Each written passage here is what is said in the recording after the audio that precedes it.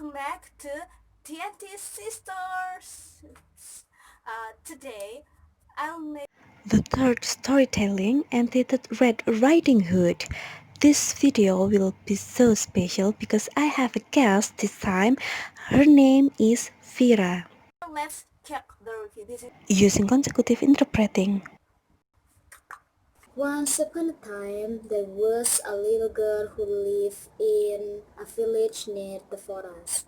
Whenever she went out, the little wore a red cloak, so everyone in the village called her a Red Riding Hood.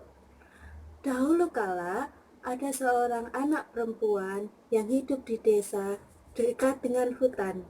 Setiap dia pergi keluar, dia akan mengenakan jubah merah, sehingga semua orang yang berada di desa memanggilnya si kerudung merah.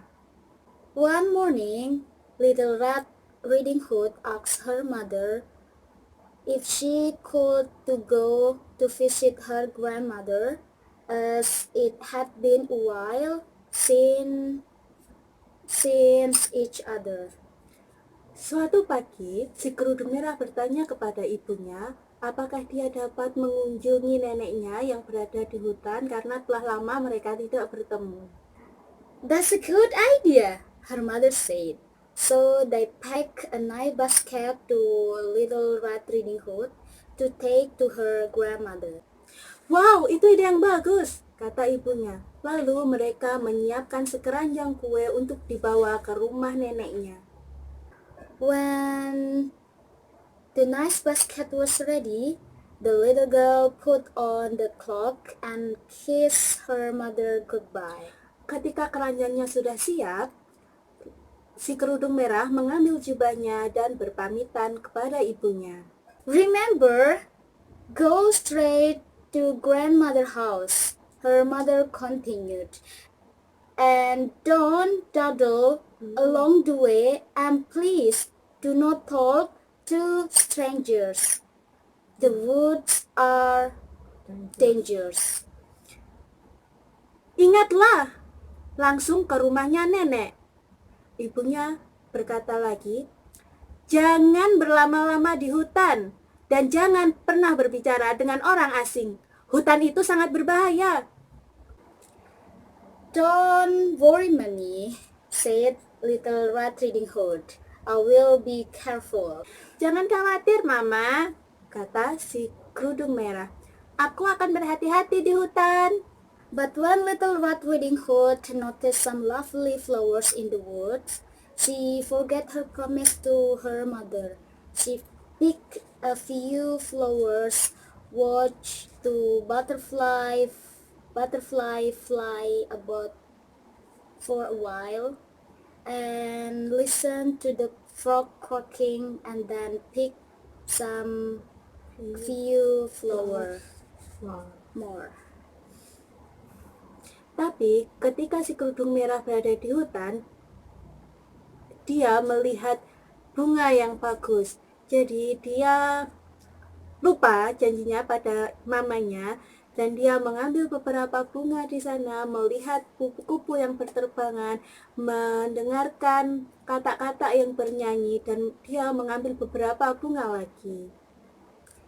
Little Red Riding Hood was enjoying the warm summer day so much. She didn't notice a dark shadow approaching to her flowers behind her. Si kerudung merah sangat menikmati hari-hari musim panasnya dan dia tidak menyadari bahwa di belakangnya ada bayangan hitam. Suddenly, the wolf appeared beside her. What are you doing out here, little girl? The wolf asked in a voice as friendly as he could. Tiba-tiba, serigala muncul di samping si kerudung merah. Apa yang kamu lakukan di sini, anak kecil? Tanya si serigala dengan nada yang sangat ramah yang dia bisa. I'm on my way to see my grandmother who lives through the forest near the brook, Little Red Riding Hood replied. Aku sedang dalam perjalanan ke rumah nenekku, jawab si kerudung merah. Then she realized how late she was and quickly accused herself, rushing down the path to her grandmother's house.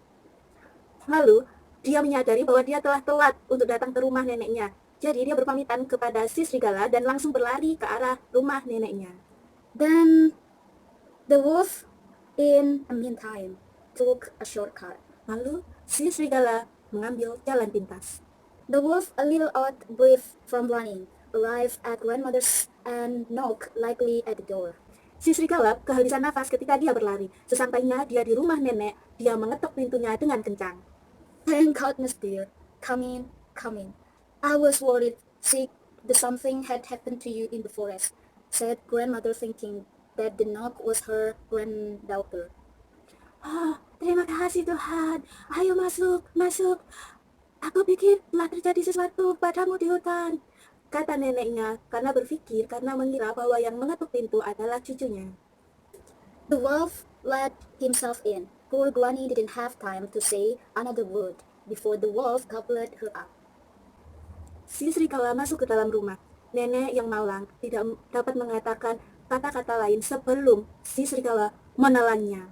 The wolf let out a satisfied burp and then put Granny's word down, find a nightgown that he liked. He ate a frailly sleeping cat, and for good measure, dabbed some of Granny's perfume behind his pointy ears. Si serigala sangat puas dan bersendawa. Lalu dia berlari ke lemarinya si nenek untuk mengambil gaun tidurnya, mengenakan topi tidur yang terindah, dan mengenakan parfum nenek di belakang telinganya yang runcing. A few minutes later, Red Riding Hood knocked on the door. The wolf jumped into bed and pulled the cover over his nose. "Who is it?" he called in a khaki voice. "It's me, Red Riding Hood." "Oh, my lovely. Come in, my dear," croaked the wolf. Beberapa menit kemudian, si kerudung merah mengetuk pintu. Si serigala langsung melompat ke atas tempat tidur dan menarik selimut hingga ke "Siapa itu?" tanya si serigala dengan suara yang dibuat semirip mungkin dengan si nenek. "Ini aku, si kerudung merah," sahut si kerudung merah. "Oh sayang, masuklah, masuk," kata si serigala. When Little Red Riding Hood entered the little cottage, she could scarcely recognize her grandmother. "Grandmother, your voice sounds so odd. Is some matter?" she asked. Ketika si kerudung merah memasuki pondok kecil itu, dia hampir tidak bisa mengenali neneknya. "Nenek, kenapa suaramu aneh sekali? Apa terjadi sesuatu?" tanya si kerudung merah.